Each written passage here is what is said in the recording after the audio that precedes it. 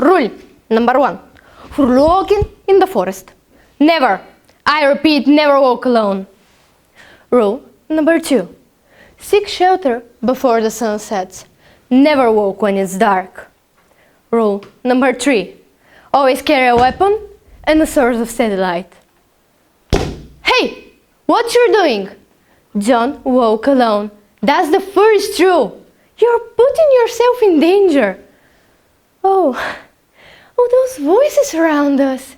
They're creeping the ash out of you. Why is that? We wish you the best. Hey, look. There's a woman standing on that small hill covered in moss, so beautiful in her snow-white gowns, so charming in her intuitive tranquility. You probably want to go to her, don't you? To the forest witch. But you must not. You must stay here with me in the middle of nowhere. Because going is going to be another of your foolish decisions, right? Yes, in fact. Yes, I know I'm a fool. Yes, I know I'm making a mistake. Yes, I freaking know, Mom. But you know what? That's it. I refuse to listen to your violent criticism any longer. I'm going to the witch. For many years, society has been showing me that I'm basically a failure because I never fit the box. I suffered from depression, low self-esteem, and abandonment issues. But no one ever noticed. Even for me, to feel the pain of rejections and to be sorry for my actions was simply normal. Shortly said, this is what parental over-aspiration and constant criticism towards their children can do. You may say, you should listen to your parents because they always know what's best for you.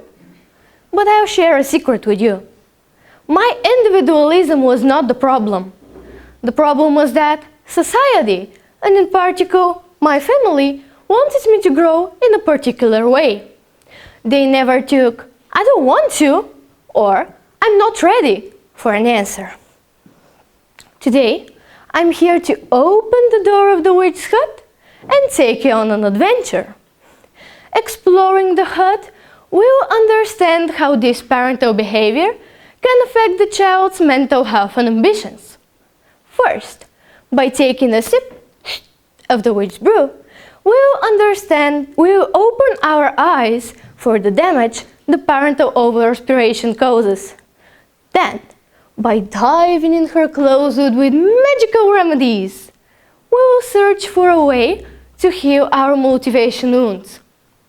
And last, but never the least, we'll find an amulet with the power to give us back what our parents took from us, the trust in ourselves. In order to do this, we have to find a place where we can think, unbothered by all the voices of the people who wish us the best, but simply make us lose trust in our own estimations. Fortunately, the witch gladly offers us her hut. The first thing we see when we enter is an ancient-looking sheet of paper. After closer observation, we realize that it states the parents' expectations of their perfect child. To always be in a good mood, never mess up, do what they say at all times. As you can already guess, they're impossible to achieve. Furthermore, they are poisonous to the adolescents. These ancient parental expectations are most of the time tied to course grades, which can completely fail the youngsters.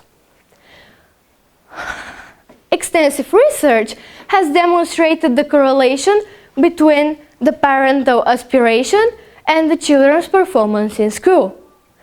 When the parents encourage their children, they will have more motivation to actually have better grades.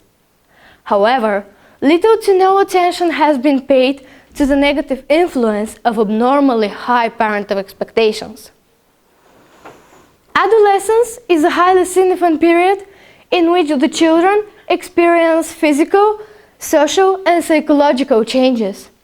This transformation increased the teenagers' vulnerability to mental illnesses such as depression and social anxiety. On the other hand, their self-conceptive ability can be cultivated by the context of feedback, especially feedback coming from important individuals around them, such as their parents. Thus, the mostly negative feedback will make them feel worthless and like they will never be able to get better at anything. A good example for this connection is a research by Komiorama, published in Journal of Personality and Social Psychology. It took place between 2002 and 2007 and studied data from more than 3,530 secondary students and their parents. The study assessed math achievements as well as parental aspiration, which was defined as how much parents wanted their children to earn a particular grade. Oh, the witch brew is ready. Let me pour you a cup while we check the results of Moirama's research. Yes, of course.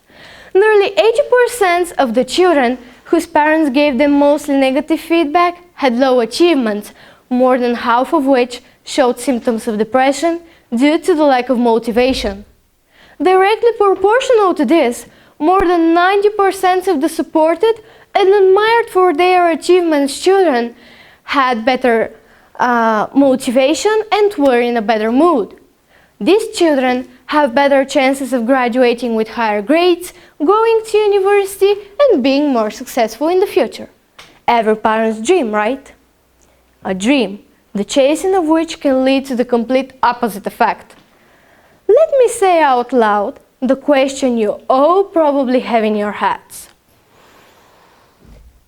How can I be sure that I won't fail my children? Here's the thing, you can't be. But you can do the opposite of what your parents did and this way break the cycle. Because no matter how cozy it is in the witch hut, I bet you wouldn't want your children to walk the same path as you. But how can we keep them out of the forest? The key is in the lowering of expectation and the understanding between the parent and the child. If you have a kid who is not good at maths but loves drawing, support them. Encourage them doing both, celebrate every little success, and this way they will battle the hard or unpleasant things in life easier and will be more successful in the future, which is our goal. But is this the only thing we, the children of tigers, can do? Should we just wait until we grow old enough to leave our parents' place? Should we just wait until it's too late? No, we should not. We should fight for the right to enjoy the things we do and be happy with our achievements, no matter how small they are. But how we can do this? Don't worry, the witch has an answer for this too. You just have to listen. Sometimes you should make your parents listen. Talk to them about your passions. Do every possible thing to make them realize that you like doing something. And even if they don't recognize your wishes and passions, it's always better when you stand up for yourself. Or, if you can't do it alone, have someone help you. It could be a coworker, a friend, or a friend's parent. It is enough to get your pain to be your amulet against the negativity on your way out of the forest. Sometimes parents suppress and sadden their children without even realizing it. Their perfect children have to achieve the dreams they weren't able to, no matter if the youngsters want it or not. They wish us what they think is best, but the truth is, we can't change the way we were raised. Expecting less and motivating more are the keys we need to raise highly motivated children and to be positive adults aware of our abilities and weak sides. The beautiful witch with the snow-white gowns now waves goodbye. Her work here is done. Now we are free to walk our own path. But before we go, let me ask you something. Are you happy that you listened to your inner witch? to the voice of common sense which inspired you to be a better person and a better parent? I hope you are, and one day you see the difference and appreciate every single second you spent at the witch hut and the forest. Because no matter how hard it was to get there, everything gets better in the end. Thank you.